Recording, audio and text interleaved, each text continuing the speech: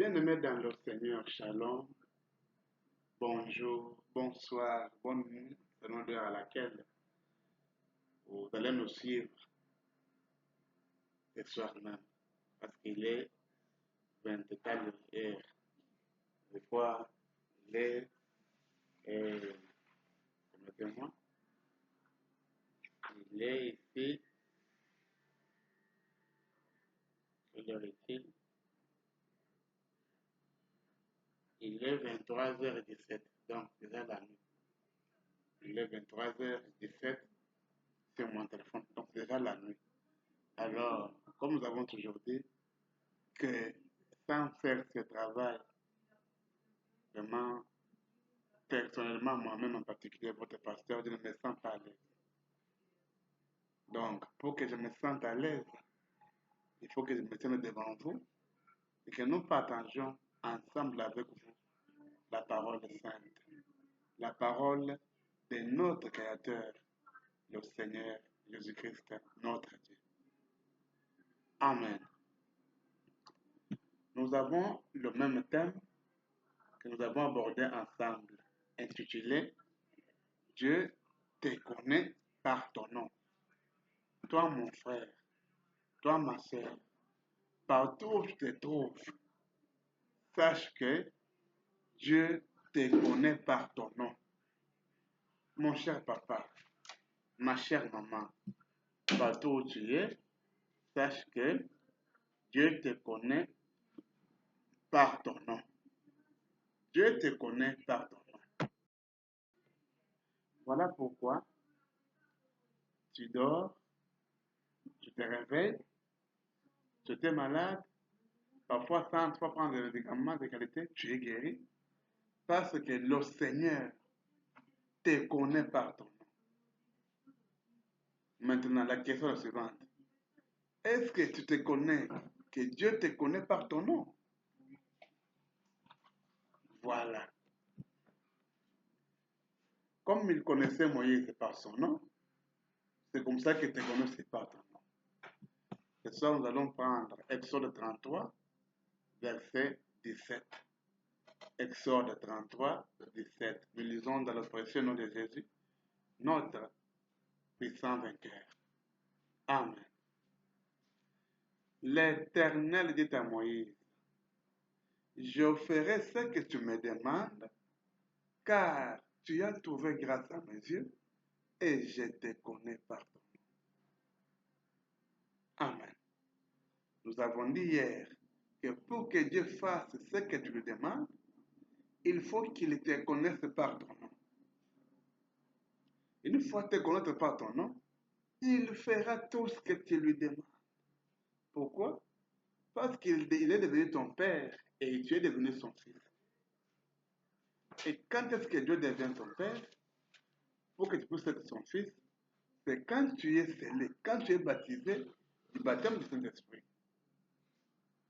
Alors, dans cette prédication, nous saurons quelles habitudes tu peux faire qui vont montrer que Dieu te connaît par ton nom et quelles habitudes tu fais et on verra que Dieu ne te connaît pas par ton nom.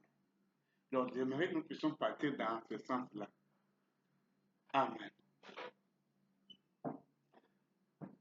Quelqu'un, un homme ou une femme que Dieu connaît par son nom, c'est une personne ou une femme qui a un filtre d'un homme qui réfléchit.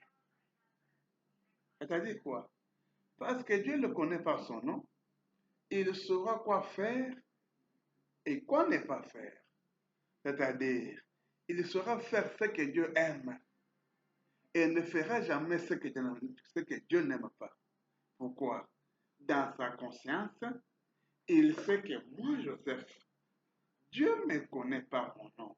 Comme c'est Dieu me connaît par mon nom, si je fais ça, il ne va pas être content de moi parce qu'il me voit. Parce que Dieu te connaît par ton nom, alors il doit te voir. Alors, dans ce cas, si je fais ça, le Seigneur me verra. Le Seigneur me verra, bien sûr. Ça ne sera pas de mon honneur. D'où que je ne le fasse pas. Pourquoi? Parce que Dieu te connaît par ton nom et il te voit. Maintenant, si toi tu sais que Dieu ne te connaît pas par ton nom, fais ce que tu peux faire. Là, tu es libre. Pourquoi? Dieu viendra te juger parce que Dieu ne te connaît pas par ton nom.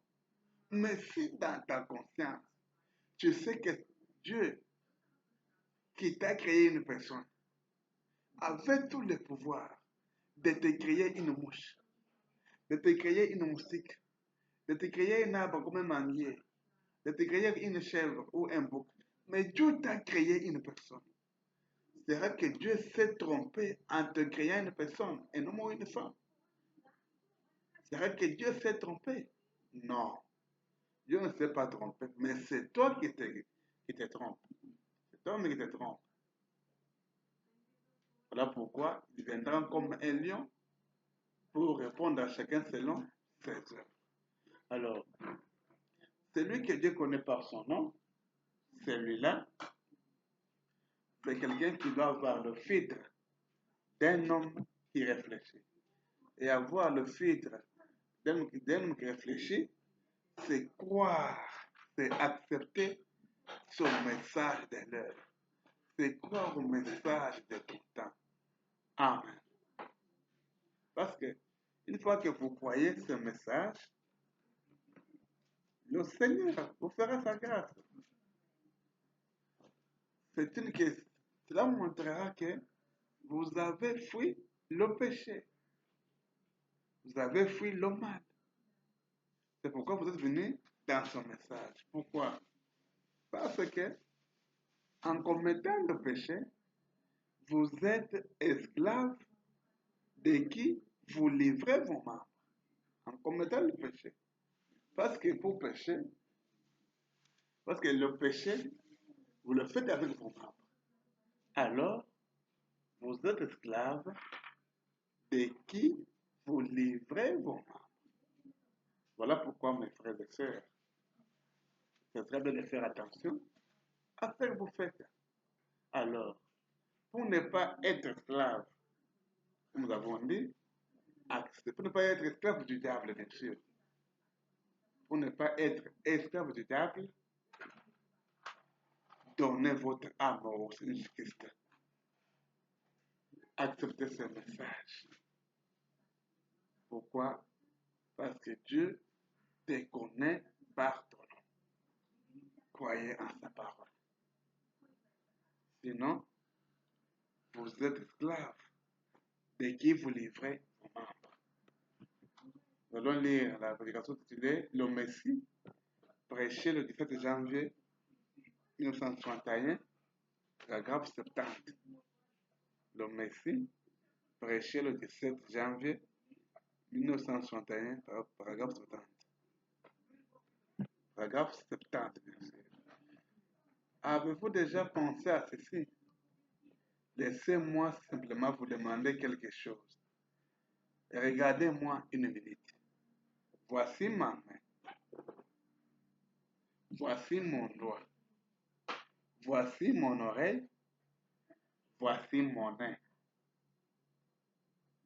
Mais qui suis-je? Ce n'est pas moi. Amen. Ça, c'est ma main. Ça, c'est mon oreille. Ça, c'est mon nez. Mais qui suis-je alors? Si ça, c'est ma main. Si ça, c'est mon oreille. Ça, c'est ma bouche. Ça, c'est mon nez.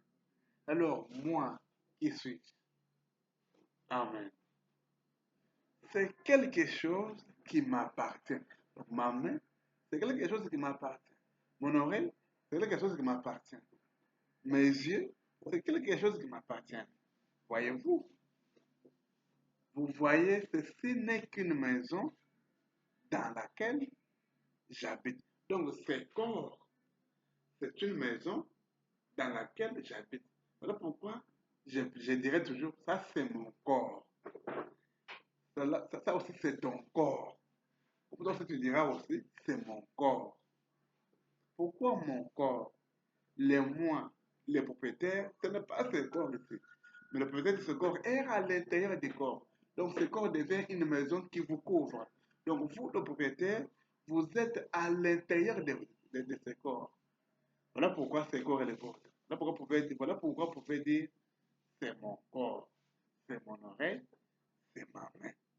Donc, vous voyez, ceci n'est qu'une maison dans laquelle j'habite. Amen. Il doit y avoir quelque chose là-dedans qui soit moi. Donc, là-dedans, au-dedans du corps, là, il doit y avoir quelque chose qui doit être moi. Amen.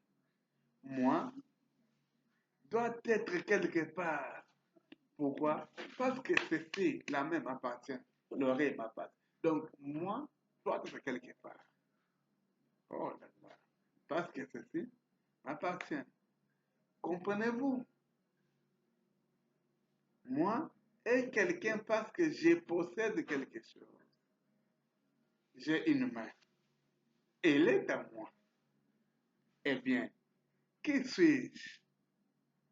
À qui cela appartient? C'est votre esprit. Eh bien, cela dépend de quelle sorte d'esprit il s'agit. Amen. Cela dépend de quelle sorte d'esprit il s'agit. S'agit-il de l'esprit du diable ou de l'esprit de Dieu? Amen. Voilà le prophète congolais en disant, vous êtes l'esclave de celui à qui vous livrez vos membres. Vous êtes l'esclave de celui à qui vous livrez vos membres. Si Dieu vous connaît par votre nom, vous devez livrer vos membres à Dieu. Si c'est au Satan, livrez vos membres au Satan. Mais, en tant que votre pasteur, je vous persuade, je vous supplie de livrer votre membre à Jésus, notre Seigneur, et d'être son esclave. Amen. Un homme que Dieu connaît par son nom, nous avons dit que c'est un homme ou une femme qui a le filtre d'un homme qui réfléchit. Et dans ce cas, c'est un homme qui obéit à la parole de Dieu. Il ne fume pas, ne boit pas l'alcool, ne se poursuit pas, ne ment pas, et il est obéissant envers Dieu et envers ses parents. Il est obéissant envers son pasteur. Si c'est une dame, elle est obéissante envers son mari et ne fera rien qui est en dehors de la parole parce qu'il sait très bien que son âme s'achemine vers le jugement, qu'il soit l'homme ou la femme. Il doit croire à toute la parole de Dieu, car refuser de croire à la parole de Dieu, c'est un péché. Pourquoi il doit croire à la Bible? Pourquoi doit-il croire la parole de Dieu? Parce que Dieu, l'auteur de sa parole, le connaît par son nom. Pourquoi je dois croire la parole de Dieu? C'est parce que Dieu, le Seigneur, me connaît par mon nom. Pourquoi tu dois croire la parole de Dieu? C'est parce que Dieu, le Seigneur, te connaît, toi, mon frère, ma soeur, par ton nom. Alors, refuser de croire la parole de Dieu, c'est un péché. L'esprit séducteur, prêché dimanche 24 juillet 1955, paragraphe 111 à 112, et après paragraphe 143. Amen. Ne condamnez pas le pécheur, mais ayez pitié de lui. Laissez-le continuer à fumer sa pipe, laissez-le boire, laissez-le avoir sa partie de cartes. C'est là qu'il trouve son plaisir. Ne le blâmez pas. Quand il rentre à la maison et trouve fatigué et épuisé, il veut avoir du plaisir. Ce que vous devez faire, c'est vivre une vie tellement sanctifiée que vous pourrez lui prouver qu'il a 10 000 fois plus à retirer de l'évangile que de ces choses. Et s'il meurt dans cet état-là, il ira en enfer avec son alcool. Ça, c'est l'intoxication du diable. Qu'est-ce que l'alcool? Par définition, madame me dit, l'alcool, c'est l'intoxication du diable. Si à l'heure de sa mort, il va encore à ses soirées de danse et sort encore en portant ses vêtements indécents, Dieu est le juge. Amen. Dans ce paragraphe, voilà me dit que le pécheur, laissez-le tel qu'il est là. Parce que lui, pour voir qu'il a fait plaisir, c'est quand il va fumer, quand il voit boire. Mais le jour de sa mort, s'il meurt dans cet état-là, il ira directement où? En enfer. Pourquoi? Parce que l'alcool, c'est l'intoxication du diable. Sans doute. Mais une chose est sûre, si vous mourrez sous l'onction de la puissance du Saint-Esprit, comme Étienne, quand il a levé les yeux, a vu la face de Dieu, il a dit, je vois le ciel ouvert et Jésus debout à la droite. Vous êtes en route vers le ciel, comme une hirondelle vers son nid. Amen. Mais une chose est sûre, si vous mourrez sous l'onction de la puissance du Saint-Esprit comme Étienne, amen. Donc, pour mourir sous la puissance du Saint-Esprit comme Étienne, il faut que Dieu vous connaisse. Parce que c'est Dieu qui donne son Saint-Esprit. Il faut que Dieu vous connaisse. Pour que Dieu vous connaisse, il faut que vous puissiez accepter sa parole. Et pour accepter la parole de Dieu, il faut avoir en vous le filtre d'un homme qui réfléchit. C'est comme le baptême du Saint-Esprit. 143. Et je l'ai dit aujourd'hui, tous ceux qui veulent vraiment trouver Dieu, ils ne permettront à aucune église de leur dicter des choses qu'ils ne peuvent pas vivre, telle ou telle chose. Oh, notre église, ne mangeons pas la viande. Ah, parce que puisque tout ça peut faire les dopateurs. Voilà. Pour notre église, ne mangeons pas le porc. Parce que les démons sont entrés dans le porc. Non, c'est pas ça. C'est pas ça. L'église, c'est le corps du Christ. On ne peut jamais vous dire quelque chose. Il n'y a que Dieu, le Seigneur, qui doit vous dire quoi faire et quoi ne pas faire. Si vous avez en vous la nature de Dieu, vous tournerez vers la sainteté et vous tournerez vers ce qui est bien. Vous défendrez ce qui est bien, vous ferez ce qui est bien, vous penserez ce qui est bien. Vous verrez selon ce qui est bien. Amen. Si vous êtes un canard, vous aimez l'eau. Si vous êtes un chrétien, vous aimez Christ. Amen. Donc, si vous êtes un enfant de Dieu, vous ferez ce que Dieu aime. Alors, si vous êtes un démon, vous aimez les choses du diable. Si vous êtes une buse, vous mangerez des choses mortes. Si vous êtes un cochon, vous mangerez du fumier. Où en êtes-vous aujourd'hui? Exact. Vous prétendez être ici en haut, à manger les choses du Seigneur, et ensuite, vous descendez fouiller avec le diable. Il y a quelque chose qui ne va pas là. Arrêtez d'écouter ces esprits. Ce sont des démons. Peu importe si vous devez rester seul, peu importe si vous devez rester seul. Tous les hommes et les femmes qui n'ont jamais fait quelque chose, pratiquement ont été des hommes et des femmes qui se sont tenus seuls avec Dieu. Mon frère, est-ce que Dieu te connaît par ton nom? Si Dieu te connaît par ton nom, tu aimeras faire ce qui est bien. Tu auras en toi la nature de Christ. Mais si le Seigneur Dieu ne te connaît pas par ton nom, tu es un démon. Amen. Tu es un démon. Comment tu peux prétendre vivre en haut en mangeant les choses du Seigneur et en même temps descendre, fuir avec le diable? Il y a un point, ça ne va pas. Donc vous êtes enfant de qui? Du diable. Question-réponse aux démonologies. Prêché le 23 décembre 59, paragraphe 53 à 54. Maintenant, frère Pat, revenons à votre question. Les esprits qui sont sortis de cet homme, qui le faisaient se comporter comme un fou, voyez? Et ils font les mêmes choses aujourd'hui dans les gens, voyez? Ce sont ces esprits, des milliers et des milliers. Et le démon pénètre avec seulement un peu d'opium. c'est ainsi qu'ils prennent une petite collégienne. La première des choses qu'ils lui feront, c'est de l'amener à fumer une cigarette. Vous voyez? Cela commence ainsi.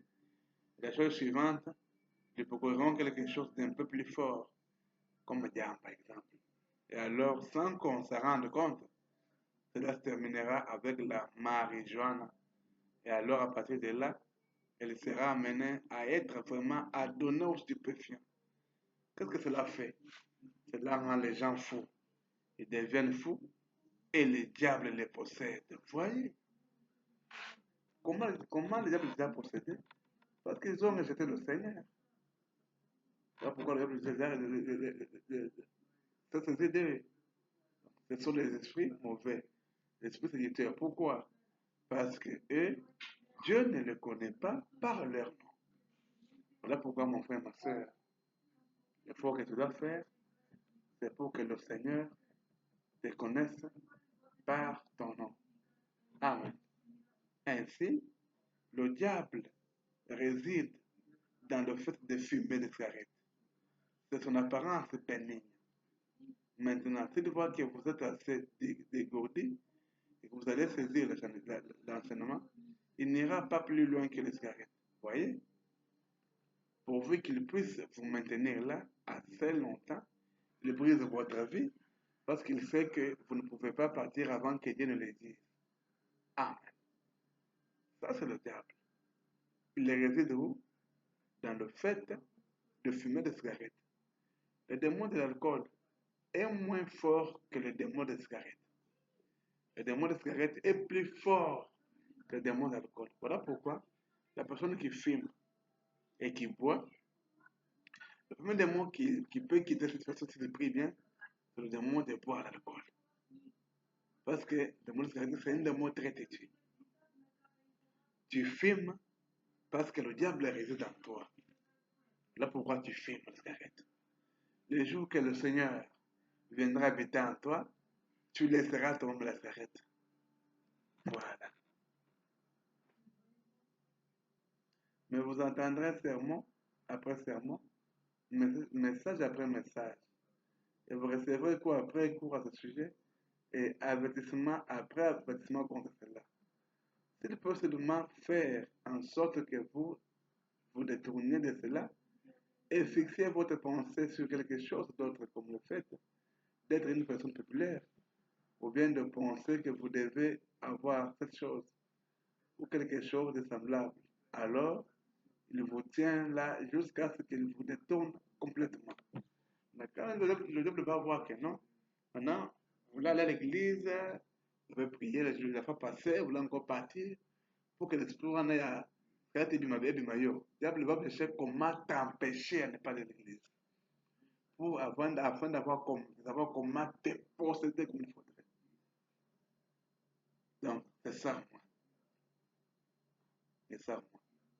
Le diable. Le diable. Ou bien s'il peut seulement vous laisser adhérer à une église et dire, je vais être un brave garçon. Je vais tourner une nouvelle page. Je vais être point. Je vais aller à l'église et adhérer à une église. S'il peut simplement vous garder dans cette position, c'est tout ce qu'il a à faire.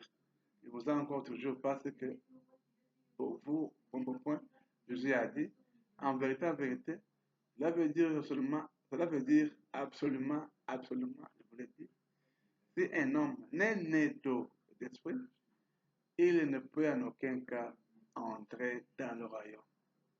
Laissez-moi montrer quelque chose.